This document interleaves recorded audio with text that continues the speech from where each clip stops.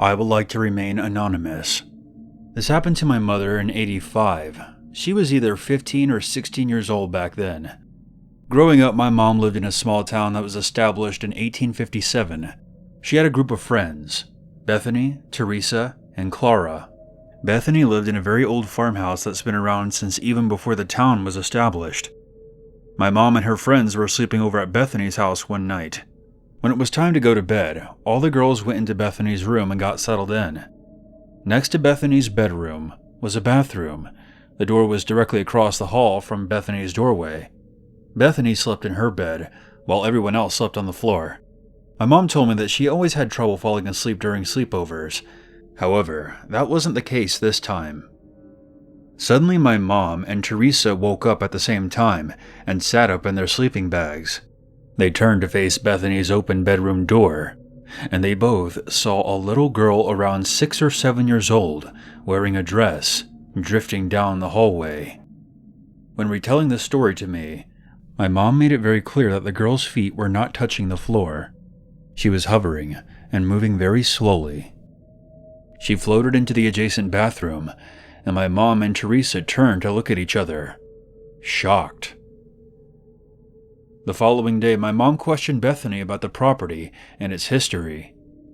It was revealed that back in the late 1600s, a young girl and her entire family were killed with an axe by a sadistic madman. She also stated that the barn on the property, which is now used for horses, was littered with occult symbols and artifacts. It is rumored that the girl and her family were sacrificed for a cult ritual, since the murders happened around the same time as the Salem witch trials of 1692. When they finally told Bethany about the floating apparition for the first time a few years ago, Bethany claimed that she never saw or felt anything while living in that house. However, my mom believes that she is sensitive to the supernatural, someone who can feel the emotions of lost spirits and other entities.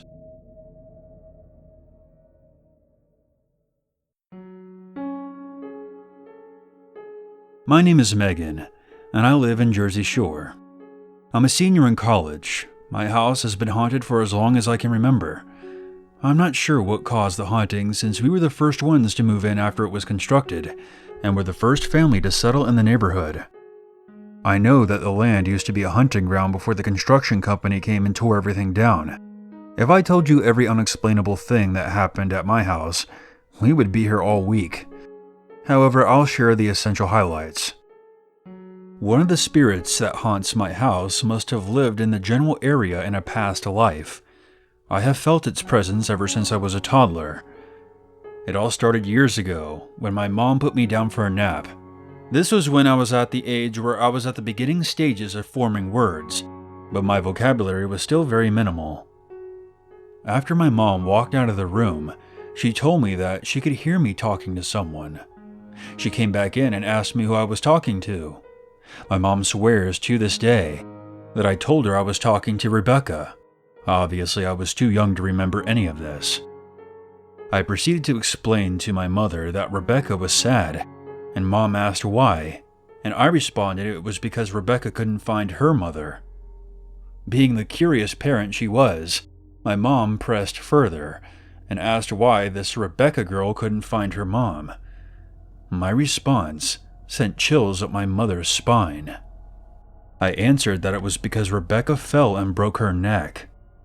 Now, there was no way at my young age that I could even comprehend what a cervical fracture was, or that it was even a thing that could prevent a girl from being with her mom. Years later, my nursery eventually turned into a family computer room. One night, when I was in middle school, my older sister went out with some friends, and I jumped at the opportunity to spend the entire night on the computer, uninterrupted. While I was busy scrolling through Facebook, my mother was downstairs watching TV, and my dad was down in the basement. I was in the middle of reading statuses and liking pictures when I heard a young female voice right outside the room say, "Mom?" Before I could process what I heard, my mom, who was downstairs, responded by yelling up to me, "Yes, Megan?" Thinking that it was me speaking. When I told her that it wasn't me who called out, we sat there and rewound the TV show she was watching, just to make sure it wasn't anything in the background. We heard nothing of the sort, and I wasn't watching or listening to anything on the computer. We were left with no explanation. As the years went on, the door to the computer room would open many times on its own. I would sometimes hear footsteps walking down the hallway, coming closer every time I heard them. Soon, the sound of footsteps reached my room. During a family dinner, it got so loud in my bedroom that everyone got up to see what the hell was going on up there. I was away at university when this happened. A few months later, I was home alone on the main floor, and the footsteps above me became so loud that I pulled out my phone to text my sister about it. Right before I was about to press send, the sound became 10 times louder and faster. I thought there might have actually been someone in the house, so I got up to go check things out. I was caught off guard when I saw a man on the opposite side of the house, in my dad's office. He looked at me with pale eyes before walking to the far side of the room and through the door that led into the garage. When I say walked through it, I mean that quite literally. This made no sense to me because I thought we were dealing with a ghost of a little girl, but this was a grown man. His appearance was frightening. Most of his facial features were obscured by decomposition, as dark scraggly hair clung to his head in loose strands. After that day, the decayed figure would follow me to every dormitory I stayed in during my time at the university. I would sometimes see him standing among a group of students during busy school days, or at the foot of my bed in the middle of the night. Even to this day, I still see him from time to time, staring at me with his pale eyes. For this next experience, we have to return to my family home. One night during my junior year of college, my dad and sister left for a weekend trip to Gettysburg. I came back from school to keep my mom company. Almost as soon as I entered the house, strange things began happening again, as if me being there had awakened something. It was approaching midnight, and my mom was sleeping in her room. I was downstairs making my second dinner for the night. While I was cooking, I heard the dissonant chattering of a female voice. It sounded like it was coming from my mom's room upstairs. I went up there to check things out. It turned out to be Alexa. For some reason, it was reading an audiobook. I told Alexa to stop and went back downstairs. 5 minutes later, it goes off again. At this point, I'm freaked out. My mom was still fast asleep, and Alexa responds to voice commands. I shake off the feeling as a classic case of paranoia. It was most likely my mom talking in her sleep, or some kind of malfunction. I unplug Alexa and put it in my mom's closet. I resumed cooking, and 5 minutes went by. I jumped out of my skin when the Alexa in the family room next to the kitchen started by itself and began reading an audiobook. I FaceTime my friend because I'm unnerved by this point. As I'm talking to my friend, I hear my mom walking around in her room upstairs. I go up and check on her, and she's in her bathroom. Her bedroom lamp was on, and I asked her if she was okay. She answered me through the bathroom door and told me that she was fine, but also said that the lamp wouldn't turn off for some reason. So I walked over to the lamp and reached for the knob to turn it off. As soon as I did this, it shuts off by itself, and then comes back on again, and then off, etc. It just keeps doing this over and over again, each time the audible click of the plastic knob sounding off. My friend was still on FaceTime with me and saw all of this occur. This was a giant hell no for me, and me and my mom ended up sleeping in my sister's room that night. I'll share one last experience before wrapping up this long-ass story. Last week, I was back home, on the main floor watching TV, and my older sister was the only one upstairs. My sister calls down to me saying that the Alexa in my room was speaking. I say fuck that, and I run upstairs and unplug her. I then go back downstairs. Literally 5 minutes later, my sister starts yelling for me, and I run back upstairs. Alexa was somehow plugged back in and was reading an audiobook. My sister saw me unplug it from the wall and swears up and down that she didn't plug it back in.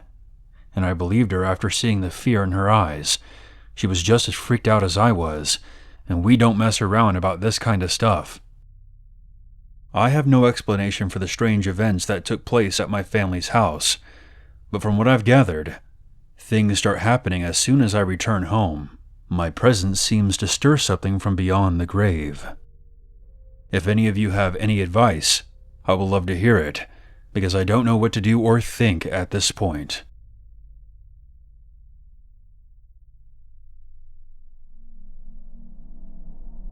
This is a series of events that happened over a 2.5-year period. My wife and I got married in 2011. A few years later, we moved into a downtown condo on the 21st floor of a high-rise building. It was small, but it was within walking distance of a lot of bars and restaurants, a perfect place for a young couple just starting out.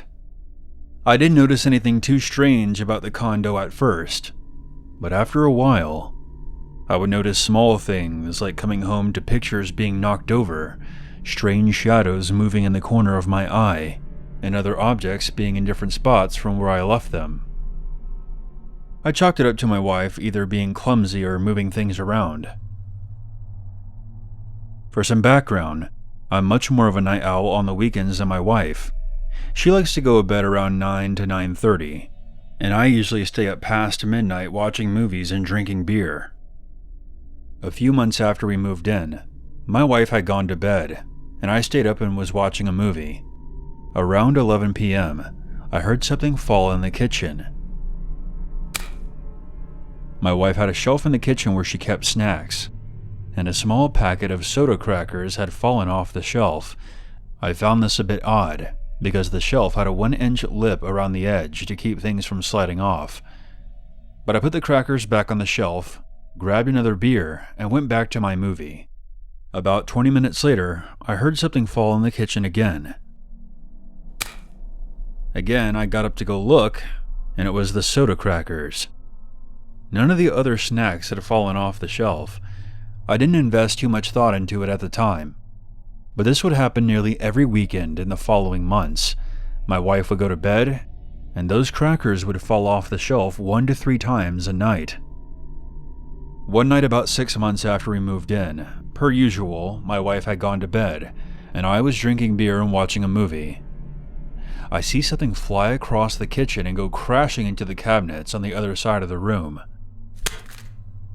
I walked into the kitchen, and the packet of soda crackers had flown about 8 feet across the room.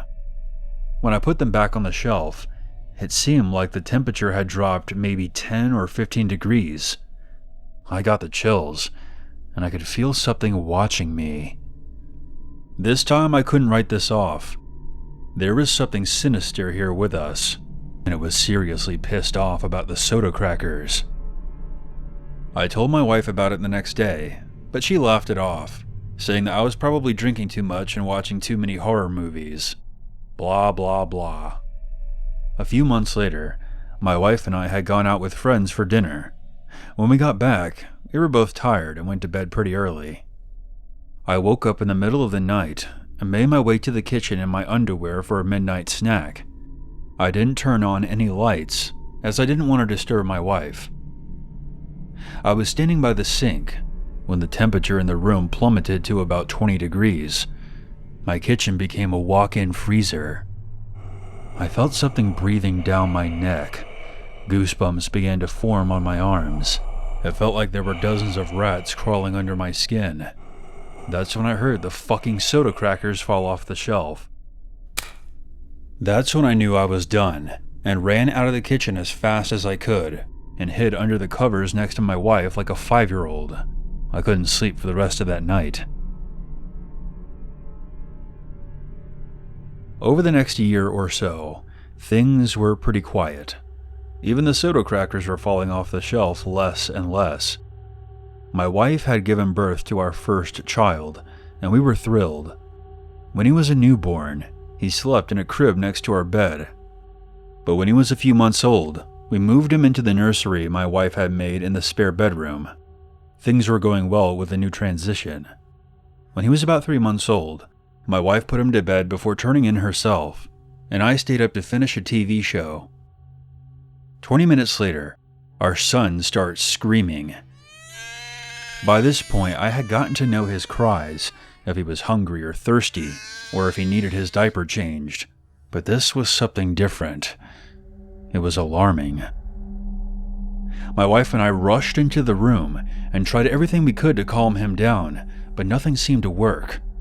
After a while, he finally screams himself back to sleep. My wife went back to bed, and I sat back down on the couch. Suddenly she comes into the living room, looking as white as a ghost, and shaking. "Did you go back into the baby's room just now?" she asked. "No, why?" She told me that when she laid back down, she had the baby monitor next to her, and then heard the creepiest laugh coming over the intercom. I immediately got up and went back into the nursery. The room felt cold. I checked under the crib and in the closet, but there was no one there. After that, my wife finally believed me about the bizarre events that had taken place in the condo ever since we moved in. We ended up buying a house shortly after this. I was a bit apprehensive when I found out that the house was built in the 1850s, and I thought it would be even more haunted than the condo. But it's been 6 years, and there has been absolutely nothing so far.